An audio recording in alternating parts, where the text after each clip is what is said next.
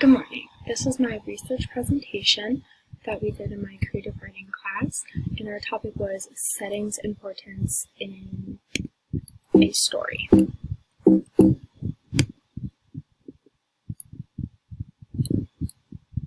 So this first picture right here, for this assignment, we are not allowed to use any words on their slides but the pictures. So this picture right here is atmosphere.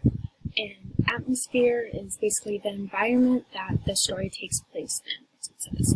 So in atmosphere, the one article that I choose to do was the Maine Lobster Festival.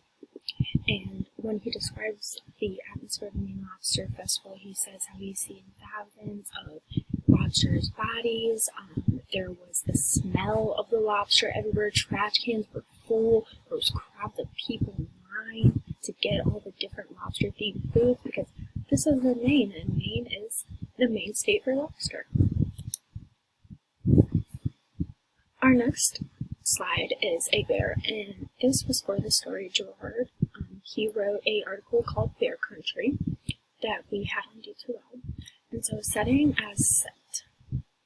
So in his article, he describes about how he was seeing the bear and how the bear was chasing him.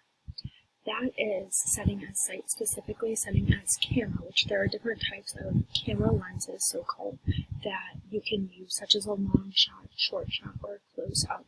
And in his example, it was a long shot. The bear was running behind him, but then there was a close-up when the bear is finally close to him. And throughout the story, we just have that camera lens of how he is running away from the bear and how we're visualizing. We, the reader, can visualize the bear is chasing him. For the next slide, I chose to do this as setting as atmosphere again.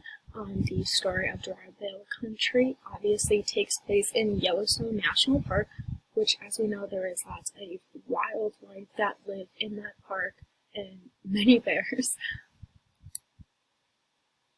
The next image is the Some Screams Can't Be Heard. And I chose to use this image, I should say, because this is showing sight. So when the lobster article was written and the author is there and he's in the festival, immersing in the activities, he's realizing as he's in the activities that he just sees tons of lobster just sitting there. Fresh lobster that people are eating, the dead lobster, just the dead bodies that are just piling up over the trash. Just the amount of waste of food that was there. He is talking about how he is seeing all of this and how, because of his sight, this is also making him think about, wow, what do we as people think about the world? Our interpretation of the world, which is another thing, an element that you can use, that an author uses to develop their story. And so, to retie into what I just said previously, due to the setting of the story being in the Maine Lobster Festival, this author, he is coming to a realization, and he is kind of questioning himself, and not so much his morals, but what is morally wrong, and where do we kind of draw the line and look over it. And when you're looking at eating animals, many people don't stop to think about it. You just, oh, that chicken's good, that steak is good, but instead the author is realizing, wow, it makes him question his own morals. Should we be eating all this lobster? Should we kill the lobsters the way that they are? Or you just drop the lobsters into a pot of boiling water, a way that is considered inhumane?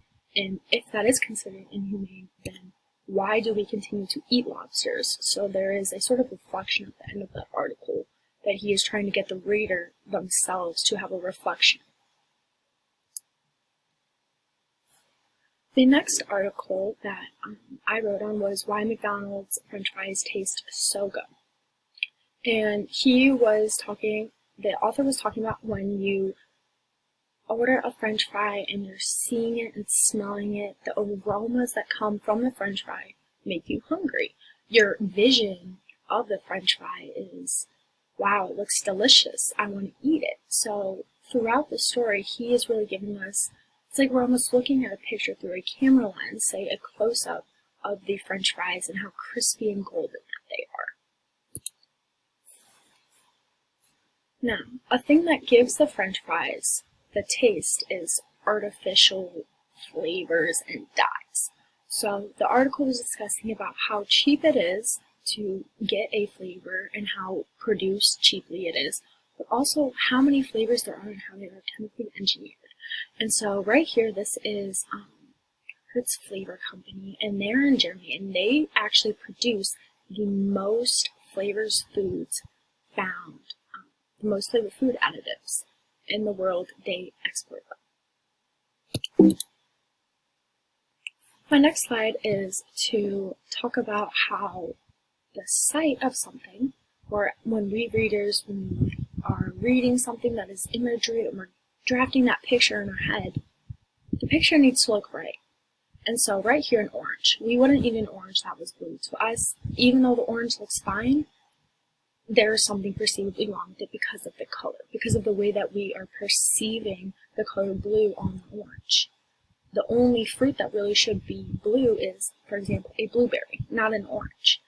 And so it doesn't look appealing.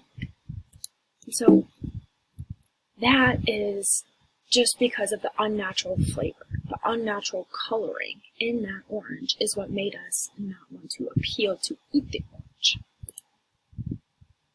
The next picture, that is all the different additives all the different natural flavoring additives that are in a lemon scent. And so this is setting us worldview. And so something that we don't really look at is, wow, when we eat McDonald's french fries and when we go out to eat and purchase stuff, we don't really tend to look at the ingredients. We just look at what we're eating, and if it looks good, it tastes good. That's how we perceive it.